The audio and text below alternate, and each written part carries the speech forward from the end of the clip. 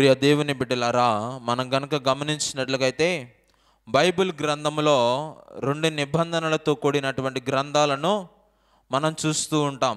ఏంటి ఆ 2 నిబంధనల గ్రంథములు అంటే, ఒకటి పాత నిబంధన గ్రంథము, క్రొత్త నిబంధన గ్రంథము. అయితే దేవుడు ఈ 2 నిబంధన గ్రంథముల ద్వారా ఈరోజు మనతో మాట్లాడాలని ఆశిస్తూ ఉన్నాడు.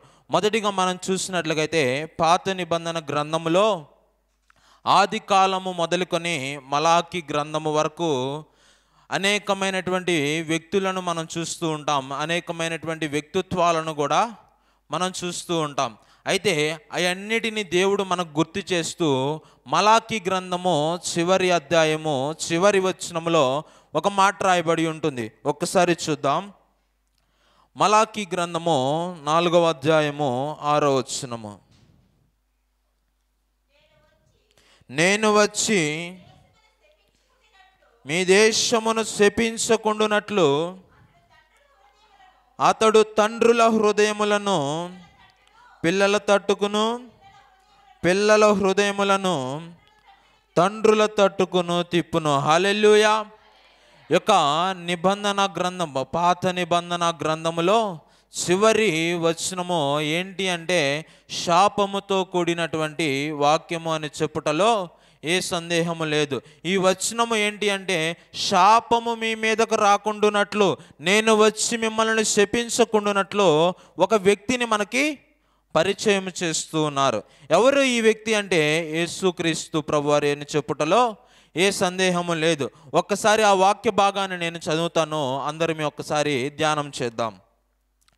నేను వచ్చి దేశమును శపించకుండునట్లు అతడు తండ్రుల హృదయములు పిల్లలకు తట్టుకును, పిల్లల హృదయములను తండ్రుల తట్టుకును తిప్పును.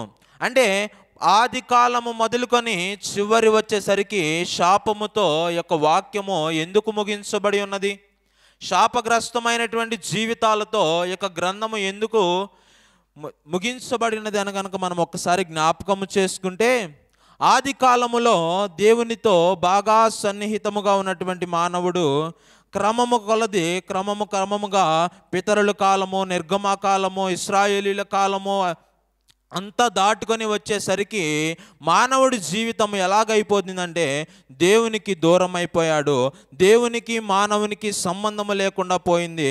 అందుకే దేవుడు అంటున్నాడు, నీ జీవితము మొదటి సాంగత్యము కలిగినటువంటి జీవితము, మొదట కలిసి ఉన్నటువంటి జీవితము నీకు లేదు కనుక నీ పాపము వలన, నీవు చేస్తున్నటువంటి క్రియల వలన నేను నీకు దూరం అయిపోయాను. అయితే నువ్వు సంపాదించుకున్నది ఏంటి అంటే శాపమును నీవు సంపాదించుకున్నావు. అయితే శాపగ్రస్తములో మన జీవితాలు ఈ భూలోకంలో ముగించబడాలని ఎవరు కూడా కోరుకోరు కదా. ఎవరు కూడా మనము కోరుకోము. అందుకే దేవుడు అంటూ ఉన్నాడు, శాపముతో మీరు నేను వచ్చి మిమ్మల్ని శపించకుండానట్లు అతడు వచ్చి తండ్రుల హృదయములు పిల్లలకు తట్టుకును, పిల్లల హృదయములను తండ్రులకు తట్టుకును తిప్పును. అయితే ఏ మానవుడు శాపముతో నా జీవితం ఈ భూప్రపంచంలో ముగించబడాలని ఎవడు కూడా కోరుకోరు. అయితే మనకి ఇంకొక ఆప్షన్ కూడా ఉంది. ఏంటి అంటే ప్రకటన గ్రంథములో చివరి అధ్యాయం చివరి వచనములో ఒక మాట రాయబడి ఉంటుంది. ప్రకటన గ్రంథము చివరి అధ్యాయము చివరి వచనములో, ప్రభువైన యేసు కృప పరిశుద్ధులకు తోడైండును గాక. అంటే పాత జీవితంలో ఏ కాన్సెప్ట్తో ముగించబడినది? శాపముతో ముగించబడినది.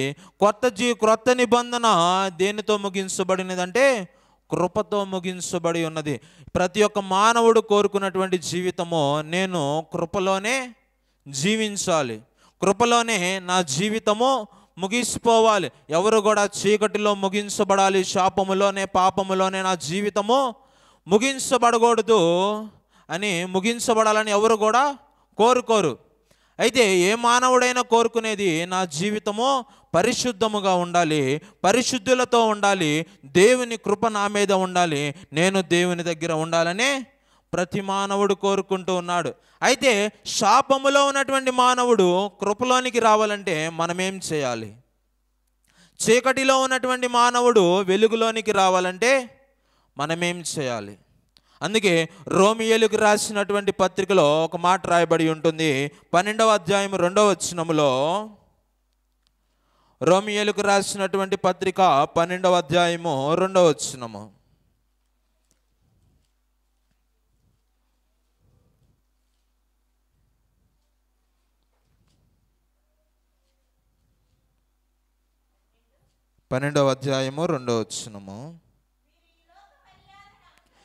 మీరు ఈ లోక మర్యాదలను అనుసరింపక ఉత్తమమును అనుకూలమును సంపూర్ణమయ్యున్న దేవుని చిత్తమేదో పరీక్షించి తెలుసుకొనున్నట్లు మీ మనస్సు మారి నూతన మగుట వలన రూపాంతరము పొందిడి. హల్లెలూయా.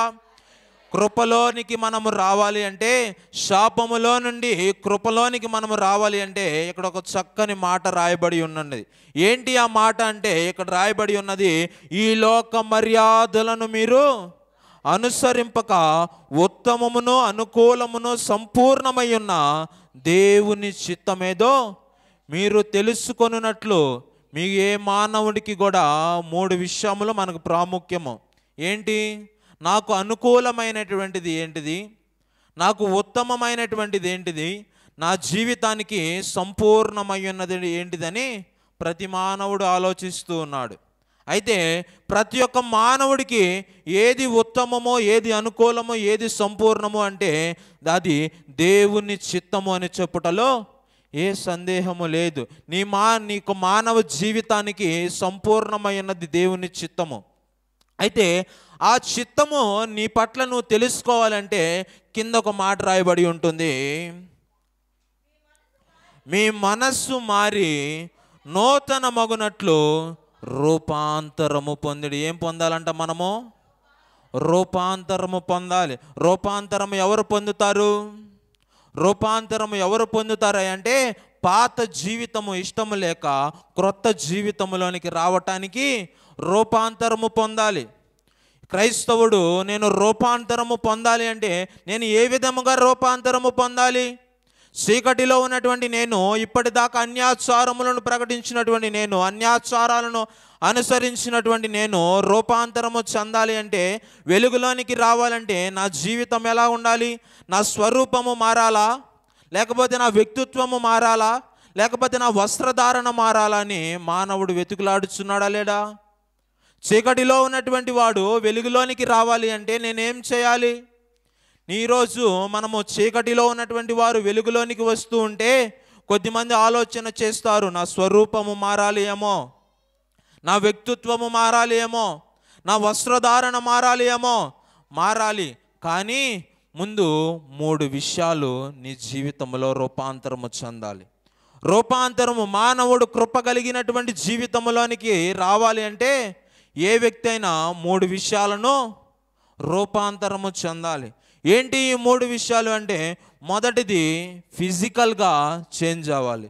ఎలా చేంజ్ అవ్వాలంట? భౌతికముగా నువ్వు చేంజ్, నీలో మార్పు రావాలి. రెండవది మేధో సంబంధముగా అనగా మెంటల్గా నువ్వు చేంజ్ అవ్వాలి. మూడవది ఆధ్యాత్మికముగా అంటే ఆత్మీయ జీవితంలో నీలో రూపాంతరము రావాలి. ఈ 3 విషయాలు, మొదటిది ఏంటంట? భౌతికముగా నీవు రూపాంతరము చెందాలి. రెండవది మేధోసము అంటే ఆలోచన పరముగా నీలో మార్పు రావాలి. మూడవది ఆత్మీయముగా నీలో మార్పు రావాలి. గొంగళిపురికి ఎంతమందికి తెలుసు? గొంగళిపురి అందరికీ తెలుసు కదా, మనందరికీ. అయితే మొదటి దాని స్థితి ఎలా ఉంటుందంటే మొత్తము అసహించుకునేటటువంటి స్థితి. అది మనకి కనబడంగానే మనం ఏం చేస్తూ ఉంటాం? దాన్ని చేత్తో కూడా పట్టుకోకుండా కర్రతోనో లేకపోతే చెప్పులతోనో దాన్ని త్రోసివేస్తూ ఉంటాం. దానిని పట్టుకోవాలని కానీ లేకపోతే మన మీద ఉంచుకోవాలని కానీ ఎవరు కూడా అనుకోరు. ఎందుకు అంటే దాని స్థితి అలాగూ ఉన్నది. దాని స్థితి దానికి నచ్చుతున్నా ఎదుటి వ్యక్తికి నచ్చటం లేదు. అయితే శాపగ్రస్తములో ఉన్నటువంటి మానవుడి స్థితి కూడా అలాగనే ఉన్నది. తనకు తానుగా నచ్చుతున్నాడు కానీ దేవునికి నచ్చటం లేదు. మానవుడికి, ఎదుటి మానవుడికి నచ్చటం లేదు. ఎందుకంటే ఇతని వ్యక్తి దగ్గర పాపపు వాసన వస్తూ ఉన్నది. పాపకరమైనటువంటి జీవితము, శాపకరమైనటువంటి జీవితంలో మానవుడు జీవిస్తూ ఉన్నాడు. కనుక అయితే కృపలోనికి రావాలి అంటే గొంగలి పురుగు రూపాంతరము చెందినట్లు ప్రతి క్రైస్తవుడు రూపాంతరము చెందాలి. గొంగలి పురుగు రూపాంతరము చెందినప్పుడు దాంట్లో ఏమైనా మార్పు వస్తుందా? మార్పు రాలేదా? మార్పు వస్తూ ఉంటుంది. కానీ దాంట్లో ఉన్నటువంటి ఆత్మ మాత్రము, అంటే దాంట్లో ఉన్నటువంటి వ్యక్తిత్వము మాత్రము ఒకటైనప్పటికీ దాంట్లో మారింది ఏంటంటే తన స్వరూపము మారింది. స్వరూపం అది రూపాంతరము చెందుకున్నప్పుడు సీతాకోక చిలుకగా అది మారింది. అప్పటిదాకా అసహించుకున్నటువంటి వారు, అప్పటిదాకా చెప్పులతోటి పుల్లలతోటి నెట్టినటువంటి వారు ఒక్కసారి అది వచ్చి నా మీద వాలితే బాగుండు అని అనుకుంటాడా? అనుకోడా? మరి మొదట ఉంది అదే, రెండోసారి ఉంది అదే. దాంట్లో మార్పు ఏది వచ్చిందంటే అది రూపాంతరము చెందింది. సమయము పట్టినప్పటికీ అది రూపాంతరము చెందింది. రూపాంతరము చెందటము వలన అనేకులకు అది ఇష్టకరముగా మారింది. ఈరోజు నీ జీవితము కూడా దేవునికి ఇష్టకరముగా ఉండాలి అంటే నీలో ఈ మార్పులు రావాలి. మొదటి ఏ మార్పు రావాలి అంట? బౌద్ధికముగా నీలో మార్పు రావాలి. ఏంటి బౌద్ధికముగా నాలో రావాల్సినటువంటి మార్పు అని కనుక బైబిల్ గ్రంథంలో కనుక మనం చూసినట్లయితే పేతురు రాసినటువంటి మొదటి పత్రిక, పేతురు రాసిన మొదటి పత్రిక 2వ అధ్యాయము 11వ వచనంలో మనకు బాగా కనిపిస్తూ ఉంటుంది. ప్రియులారా, మీరు పరదేశీయులను యాత్రికులై ఉన్నారు కనుక ఆత్మకు విరోధముగా పోరాడు శరీరాశలను విసర్జించి, 11వ వచనం కనుక మనం చూసినట్లు, ప్రియులారా మీరు పరదేశీయులను యాత్రికులై ఉన్నారు కనుక ఆత్మకు విరోధముగా పోరాడు శరీరాశలను విసర్జించుడి. నీలో బౌద్ధికముగా రావాల్సినటువంటి మార్పు ఏంటి అంటే ఇప్పటిదాకా శరీరాన్ని సుఖముగా ఉంచుకోవటానికి, శరీరానికి టయానికి కావలసినవి అందచేయటానికి మానవుడు ఏం చేస్తూ ఉన్నాడంటే ఆత్మతో పోరాడుచు ఉన్నాడు. ఆత్మేమో అమ్మా బైబిల్ చదువుకో, నువ్వు నీ జీవితానికి ఇది ఉపయోగపడుతుందంటే, శరీరము మాత్రం ఏం చేస్తుందంటే, ఏం చేస్తుంది శరీరము? పొద్దునంతా నువ్వు పనిచేసి వచ్చావు కదా, ఈ శరీరానికి రెస్ట్ అవసరమో, బైబిల్ ఏం చదువుకుందోలే పనుకో. అమ్మ ప్రార్థనకు టైం అవుతుంది, ప్రార్థనకు వెళ్ళాలని ఆత్మ అంటే, శరీరము ఉదయం అంతా నువ్వు కష్టము చేసావు, నువ్వు నిద్రించు అంటే శరీరము సుఖానికి అలవాటు పడినప్పుడు ఆత్మను నువ్వేం చేస్తూ ఉన్నావంటే ఆత్మతో పోరాడుతున్నావు. అయితే నీ శరీరము పరలోక రాజ్యానికి చేరదు. ఏంటి నీ యొక్క పరలోక రాజ్యానికి చేరేది అంటే నీ యొక్క ఆత్మ చేరుతుంది. ఆత్మను నీవు ఇష్టముగా జీవించాలి. ఇక్కడ కనుక మనం చూసినట్లయితే మీరు పరదేశులను యాత్రికులై ఉన్నారు కనుక ఆత్మకు విరోధముగా పోరాడు శరీరాశలను విసర్జించుడి. శరీరాశలు మన జీవితంలో, మానవుడి జీవితంలో ఎంతో ప్రభావితము చేస్తున్నటువంటివి. ఈ శరీరాశలు యుగ యుగములు జీవించవు. 100 సంవత్సరం ఈ లోకంలో జీవిస్తుంది. ఎందుకు? ఈ శరీరము జీవితకాలము 100 సంవత్సరములకు పడిపోయింది. ఈ 100 సంవత్సరములో నీ జీవితాన్ని సుఖముగా ఉంచుకోవటానికి యుగ యుగములో జీవిస్తున్నటువంటి ఆత్మతో నీవు పోరాడుచున్నావు. అందుకే దేవుడు అంటున్నాడు, మీరు ఈ దేశస్థులు కాదు.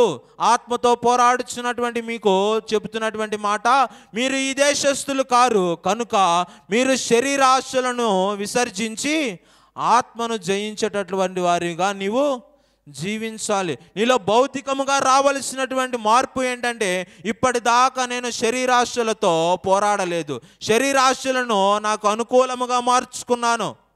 అందుకే దేవుడు అంటున్నాడు, శరీరాశలను విసర్జించి ఆత్మను జయింపచేయి. మీరు ఈ లోకములో ఉన్నటువంటి వారు కాదు, మీరు పరదేశకులు. ఈ లోక వారసత్వము మీది కాదు, పరమున్నటువంటి వారసత్వము మీది.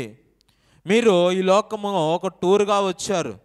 టూర్ను ముగించుకొని 100 సంవత్సరములో లేదా 50 సంవత్సరముల లోపే నీ జీవితము మళ్ళీ పరదేశానికి వెళ్ళనై ఉన్నది.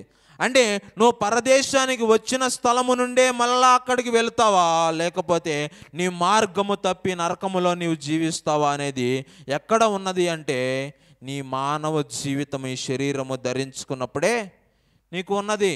నీలో రావాల్సినటువంటి భౌతిక మార్పు ఏంటంటే, నేను ఈ దేశస్థుడిని కాదు, నాకు ఇక్కడ వారసత్వము లేదు. నాకు ఎక్కడ వారసత్వం ఉన్నదంటే పరదేశంలో నాకు వారసత్వం ఉన్నది. అక్కడ నేను జీవించాలంటే శరీరాశలతో నేను పోరాడాలి, వాటిని నేను విసర్జించాలి. నీలో భౌతికముగా రావాల్సినటువంటి మార్పు ఇది. ఇప్పటిదాకా నేను ఆత్మతో పోరాడాను, ఇక నుండి నేను శరీరాశలతో పోరాడాలి. ఎప్పుడైతే ఈ మార్పు నీలో వస్తున్నదో శాపములో నుండి కృపలోనికి రావటానికి నీకు ఒక మెట్టు సిద్ధపరిచినట్లే. మొట్టమొదటిగా మనం చూసి ఉన్నాం, ఏ మార్పు రావాలంట? భౌతికమైనటువంటి మార్పు నీలో రావాలి. రెండవదిగా మనం చూసినట్లయితే మేధో సంబంధమైనటువంటి మార్పు నీలో రావాలి. అంటే నీ ఆలోచనలలో మార్పు రావాలి. ఆలోచనలలో మార్పు రాకుండా నువ్వు ఎంత చేసినా మారిద్దా? నీ లైఫ్ని మార్చుకోవాలంటే మొదట నువ్వేం మార్చుకోవాలి? నీ మైండ్ సెట్ని మార్చుకోవాలి, అవునా కాదా? నీ జీవితాన్ని నువ్వు మార్చుకోవాలి అంటే ఏ మానవుడైనా ఏ వ్యక్తి అయినా తన ఆలోచన విధానాన్ని మార్చుకుంటే తన జీవితము మారుతుంది. అందుకే దేవుడు అంటున్నాడు, మేధో సంబంధముగా మీరు రూపాంతరము చెందుడి, నూతన మగుటకు అన్యాచారములను విడిచిపెట్టి నూతన మగుటకు మీరు రూపాంతరము చెందుడి.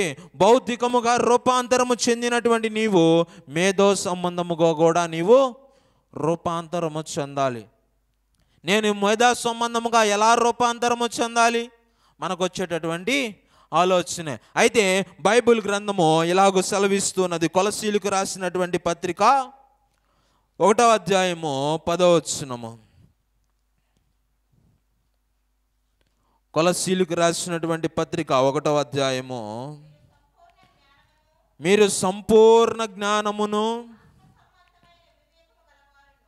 ఆత్మ సంబంధమైన వివేకము గలవారును ఆయన చిత్తమును పూర్ణముగా గ్రహించిన వారై ప్రతి సత్కార్యములో సఫలమగుచు దేవుని విషయమైన జ్ఞానమందు అభివృద్ధి పొందుచు అన్ని విషయములలో ప్రభువుని సంతోషపెట్టినట్లు. హల్లెలూయా.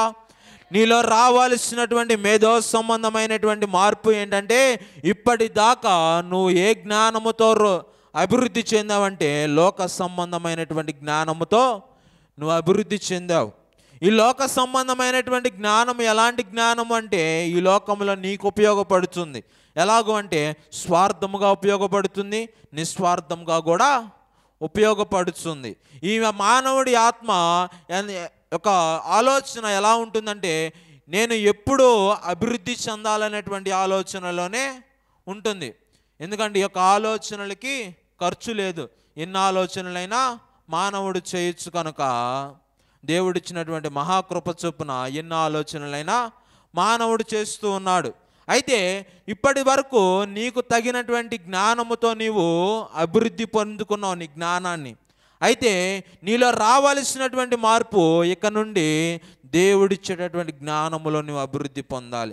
ఈ దేవుని జ్ఞానము నిన్ను ఏమి చేస్తుందంటే, నీ గృహమును ఎలా కట్టుకోవాలో, నీ కుటుంబాన్ని ఎలా నిలబెట్టుకోవాలో, నీ భార్యాభర్తల మధ్య సమాధానము ఎలాగా ఉంచుకోవాలో దేవుని జ్ఞానము నీకు తెలియపరుస్తుంది.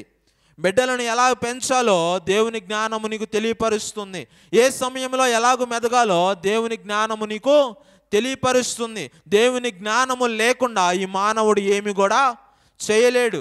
దేవుడిచ్చినటువంటి జ్ఞానముతో ఇప్పటి వరకు మనం అనేకమైనటువంటి కార్యములు విజయవంతముగా చేసుకున్నాం.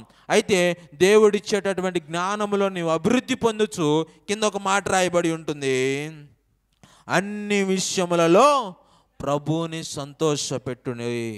ఇప్పటి వరకు నీ సంతోషము కొరకు చూసుకున్నావు నీ జీవితాన్ని. ఇప్పటి వరకు నీ బిడ్డల సంతోషము కొరకు చూసుకున్నావు.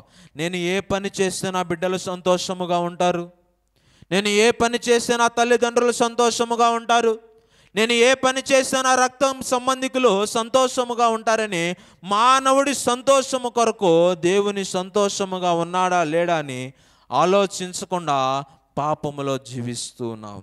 నీ సంతోషము కొరకు ఒక మ్యాజిక్ అనేటువంటి ఈ సెల్ ఫోన్ ఇది ఒక వండర్ అనే చెప్పొచ్చు. మానవుడిని మంచిలోనికి నడిపిస్తుంది, చెడులోనికి నడిపిస్తున్నది. నీ సంతోషము కొరకు అన్నీ చేస్తూ ఉన్నావు, కానీ నీ సంతోషములో ప్రభు సంతోషపడటం లేదు.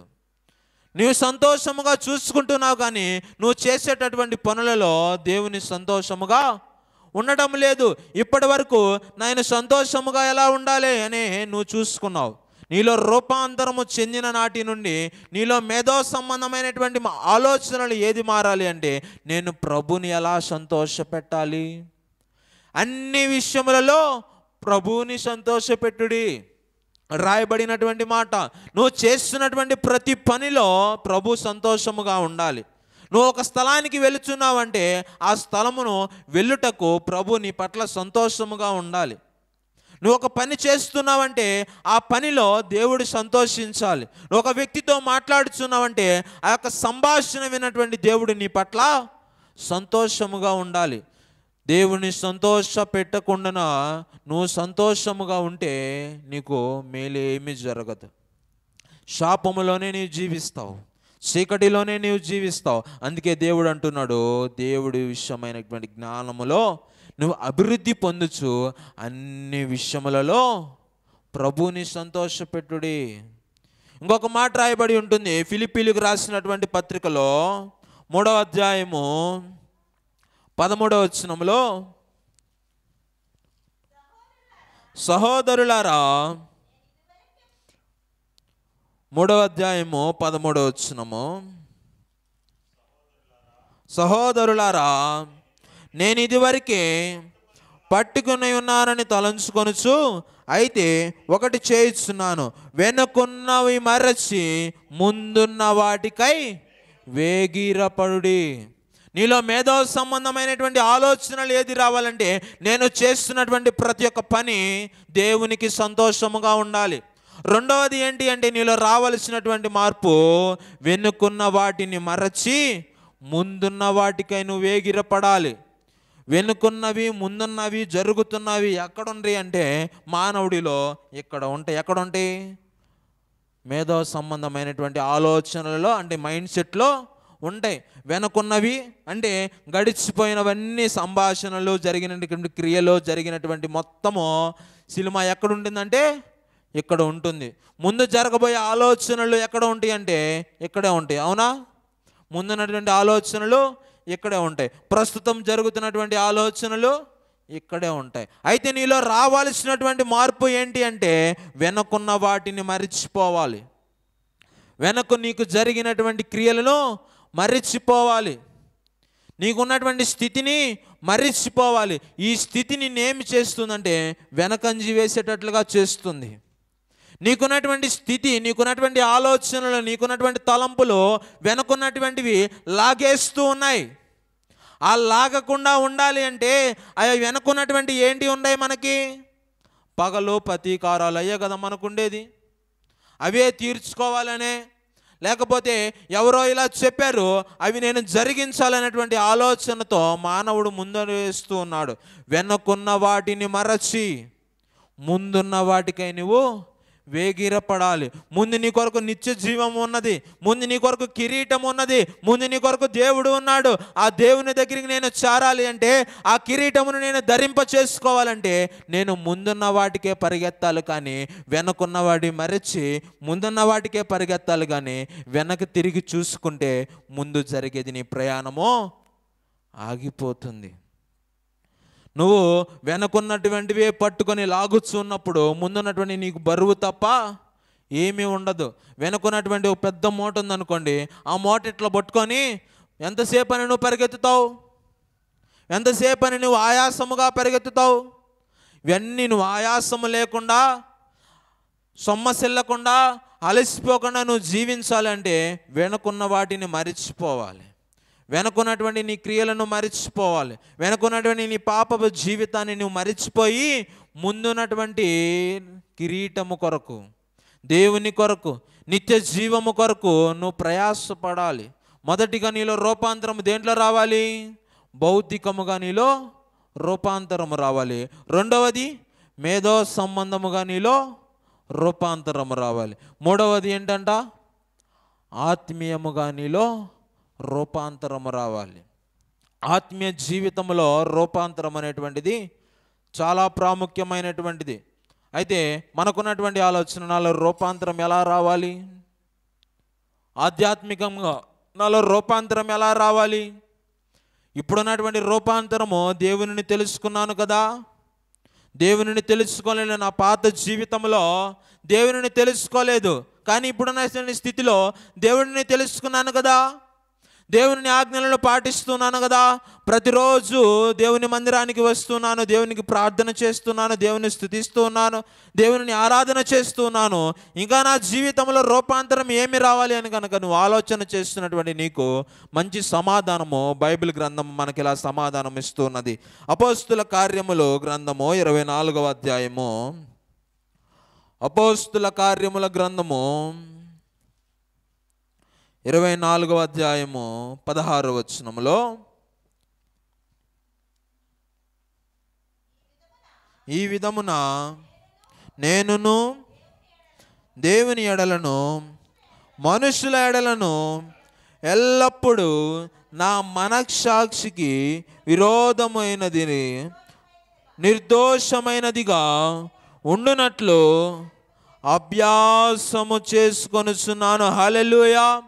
ఇక్కడ రాయబడినటువంటి మాట ఏంటి అంటే, నేనును దేవుని ఎడలను మనుషుల ఎడలను ఎల్లప్పుడూ నా మనస్సాక్షి నిర్దోషముగా ఉంచుకోవాలి. నీ యొక్క ఆధ్యాత్మిక జీవితము, నీ ఆత్మ సంబంధమైనటువంటి జీవితం ఎలా ఉండాలంటే నిర్దోషముగా ఉండాలి.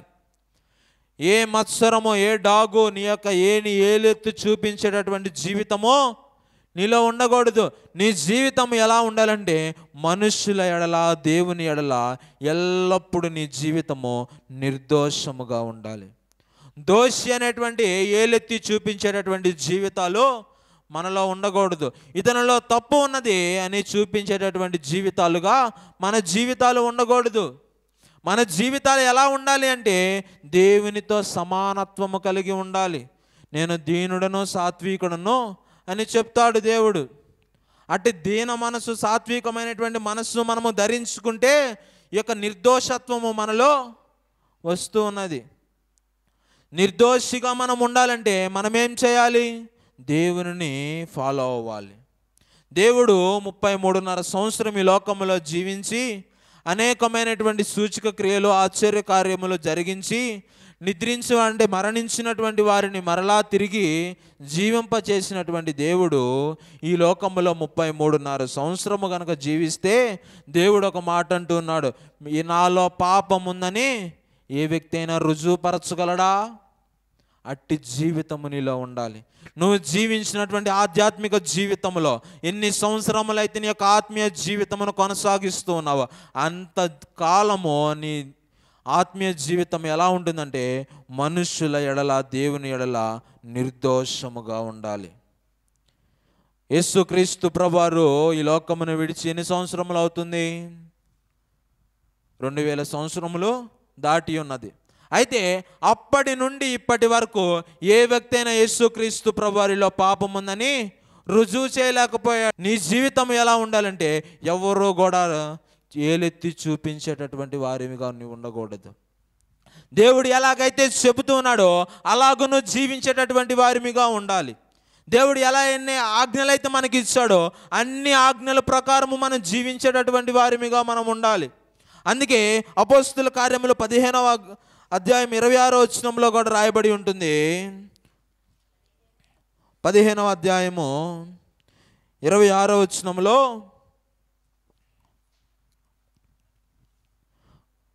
కనుక మనుషులను ఏర్పరిచి మన ప్రభు అయిన యేసుక్రీస్తు పేరు కొరకు తమను తామును తగ్గించుకొనిన బర్నబా, పౌలు అను మన ప్రియులతో కూడా మీ వద్దకు, అంటే ఇక్కడ ఇద్దరు వ్యక్తులను మనకి పరిచయం చేస్తున్నారు. ఎవరి యొక్క ఇద్దరు అంటే ప్రభు పేరు కొరకు, ప్రభు కొరకు ప్రయాసపడేటటువంటి వారు వీళ్ళు. ఈరోజు నిన్ను చూస్తూ ఉంటే నువ్వు ఎవరి కొరకు ప్రయాసపడుతున్నారని నీ యొక్క సమాజంలో అనుకుంటూ ఉన్నారు. బర్నబా పౌలుని కనుక మనం చూసినట్లయితే వీళ్ళు ప్రభు కొరకు తమను తాము తగ్గించుకున్నటువంటి వారు. వీళ్ళిద్దరిని చూస్తున్నప్పుడు వీరు దేవుని సేవకులు, వీరు దేవుని పని చేస్తున్నటువంటి వారు, వీరు దేవునికి ఇష్టమైనటువంటి వారు. అయితే ఈరోజు మనము కూడా మానవులమే కదా. పౌలు ఈ లోకంలో ఎలాగైతే జీవిస్తూ ఉన్నాడో అలాగనే మనము జీవిస్తూ ఉన్నాం. బర్నబా ఎలాగైతే ఈ లోకంలో జీవించాడో అలాగనే ఈ లోకంలో మనము కూడా జీవిస్తూ ఉన్నాం. అయితే వాళ్ళిద్దరూ తమను తామును తగ్గించుకొని ప్రభుకి పేరు కొరకు ప్రయాసపడ్డారు, ప్రభు పరిచర్య కొరకు ప్రయాసపడ్డారు, ప్రభు చెప్పినటువంటి వాక్యమును అనేకులకు ప్రకటన చేయడానికి ప్రయాసపడ్డారు. నీలో వచ్చినటువంటి మార్పు ఏంటి? అప్పుడు ఎలాగైతే ఉన్నావో ఇప్పుడు కూడా అలాగనే ఉన్నావా? శాపములో నుండి కృపలోనికి రావాలంటే నువ్వు రూపాంతరము పొందాలి. గొంగలి పురుగు ఎలాగైతే రూపాంతరము పొందిందో అట్టి రూపాంతర అనుభవము నీలో ఉండాలి. నీలో రూపాంతరము పొందాలంటే 3 విషయాలు మీ ముందుంచాను. ఏంటి ఈ 3 విషయాలు? భౌతికముగా నీలో మార్పు రావాలి, రెండవది మేధో సంబంధముగా నీలో మార్పు రావాలి, మూడవది ఆధ్యాత్మికంగా నీలో మార్పు రావాలి. ఈ 3 జీవితంలో నాకు ఒక్కటి చాలు, నాకు ఒక్కటే అనుకూలంగా ఉన్నది, మిగతా 2 నాకు అనుకూలంగా లేవంటే దేవుడు ఒప్పుకుంటాడా దేవుడు? ఒక వ్యక్తిని మనము చూస్తూ ఉంటే ఇతను మంచి యవ్వన కాలంలో ఉన్నాడని ఎప్పుడు అంటాం? యవ్వన కాలంలో కావలసినటువంటి శరీరము యవ్వన కాలంలో కావలసినటువంటి ఆలోచనలు యవ్వన కాలంలో వచ్చినప్పుడు, యవ్వన కాలంలోకి రావలసినటువంటి వయసు వచ్చినప్పుడు 3 సమపాలనలో ఉన్నప్పుడు ఇతను మనం చూడంగానే ఏమంటాం? ఇతను యవ్వనస్తుడు అని పిలుస్తాం. అవునా కాదా? లేకపోతే వయస్సు పెరిగి ఆలోచనలు పెరిగి శరీరము గనక పెరగకపోతే మనం ఏమంటూ ఉన్నాం? లేక శరీరము పెరిగి ఆలోచన పెరగకుండా వయస్సు పెరగకుండా ఉంటే మనం ఏమంటాం? ఒక్కసారి ఆలోచన చేద్దాం. అలాగనే మన ఆధ్యాత్మిక జీవితంలో కూడా ఈ 3 మార్పులు నీలో రావాలి. ఈ 3 మార్పులు నీలో ఎప్పుడైతే దేవుడు చూస్తాడో, ఈ లోకము నాది కాదు, పరదేశమే నాది, కనుక శరీరాశలతో నేను పోరాడాలనేటువంటి ఆలోచన, భౌతికమైనటువంటి స్థితి నీలో ఎప్పుడైతే వస్తున్నదో అప్పుడు దేవుడు శాపములో నుండి కృపలోనికి నిన్ను నడిపించడానికి ఇష్టపడతాడు. ఎప్పుడైతే నీ సంతోషము కొరకు కాకుండా దేవుని సంతోషము కొరకు నీ ఆలోచనలు ఉంటాయో, దేవుని ఎలాగైతే సంతోష పెట్టాలని నీ ఆలోచనలు ఉంటాయో అప్పుడు దేవుడు నిన్ను చీకటిలో నుండి వెలుగులోనికి రావటానికి ఇష్టపడతాడు. ఎప్పుడైతే నీ యొక్క ఆధ్యాత్మిక జీవితము మనుషుల ఎడల దేవుని ఎడల నిర్దోషముగా ఉంటుందో, ప్రభు పిలుపు కొరకు దేవుని యొక్క పరిచర్య కొరకు నువ్వు ప్రయాసపడతావో అప్పుడే దేవుడు నిన్ను శాప జీవితంలో నుండి కృప కలిగినటువంటి జీవితంలోనికి దేవుడు నిన్ను పిలుస్తాడు. ఏ మానవుడు కూడా శాపములోనే నిన్ను జీవించాలని అనుకోడు. ప్రతి ఒక్కరికి కూడా పాత జీవితం అనేటువంటిది ఉంటుంది. ఈ పాత జీవితము నీకు ఎప్పుడు ముగించబడుతుందంటే ఏదో ఒక చేదు అనుభవం ద్వారానే నువ్వు రూపాంతరము చెందాలని ఆశపడతావు. ఆ చేదు అనుభవము నీలోకి రాక మునిపే దేవుడు ఈరోజు నిన్ను హెచ్చరిస్తూ ఉన్నాడు. శాపములో జీవిస్తున్నటువంటి నీవు, పాపములో జీవిస్తున్నటువంటి నీవు, చీకటిలో జీవిస్తున్నటువంటి నీవు కృపలోనికి వెలుగులోనికి పరిశుద్ధముగా నీవు రావాలి అంటే రూపాంతరము చెందు. రూపాంతర అనుభవము నీలోకి రాకుండా కృప కలిగినటువంటి జీవితంలోనికి నువ్వు రావాలంటే అసాధ్యము. ప్రకటన గ్రంథము చివరి అధ్యాయంలో మనం చూసాము కదా, ప్రభు అయిన యేసు కృప పరిశుద్ధులకు తోడైయుండునుగాక. అంటే శాపగ్రస్తమైనటువంటి జీవితంలోని నువ్వు ఎప్పుడైతే రూపాంతరము చెందుతావో ప్రభు నీకు తోడుగా ఉంటాడు. ప్రభు కృప నీకు తోడుగా ఉంటుంది. పరిశుద్ధులని మీరు పిలువబడతారు. హల్లెలూయా. అప్పటిదాకా పాపులను పిలువబడినటువంటి వారు, చీకటిలో ఉన్నటువంటి వారని పిలువబడినటువంటి వారు ఇప్పుడు నీతిమంతులని పిలువబడతారు, పరిశుద్ధులని పిలువబడతారు. వీరికి ప్రభు కృప నిత్యము తోడుగా ఉండును. హల్లెలూయా. దేవుని కృప మనకు తోడుగా ఉండాలి అంటే నీ జీవితంలో రూపాంతర అనుభవం నీకు చాలా ప్రాముఖ్యము. ఈ రూపాంతర అనుభవం నువ్వు ఎప్పుడైతే పొందుకుంటావో, రూపాంతరము కలిగి నువ్వు ఎప్పుడైతే జీవిస్తావో, అప్పుడే దేవుడు నీకు తోడుగా ఉంటాడు. దేవుని కృప నీకు తోడుగా ఉంటుంది. పరిశుద్ధుల జాబితాలో నీ పేరు లిఖించబడుతుంది. హల్లెలూయా.